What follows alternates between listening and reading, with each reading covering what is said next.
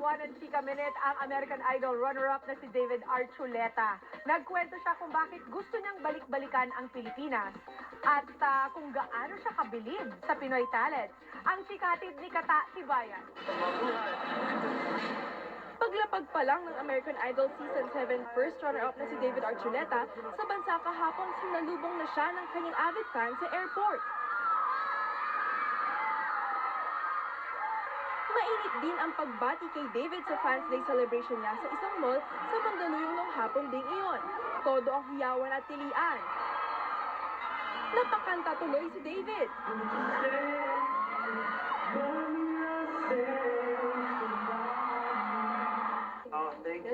Sa one-on-one interview ng GMA News kay David, ikinawento ng binata kung bakit ikinagagalak niyang balik-balikan ang kanyang Pinoy fans. It's great here. I love coming to the Philippines. I love the Philippines and just the people here. They're just so welcoming and warm here and just very friendly. That's the most motivating thing is just seeing the support of the fans and their dedication. Hanga rin si David sa galing ng Pinay singing sensation at ang kaibigan na si Charisse. Nakaduet na raw ni David si Charisse sa Christmas launching ng kanyang album sa Amerika. She's great. She's very down to earth. I would love to work with her again because she's just a great person and an amazingly talented musician and singer. Ipinagmamalaki naman ni David na ang kapuso star na si Julian San Jose ang personal choice niya para maging front act sa kanyang concert.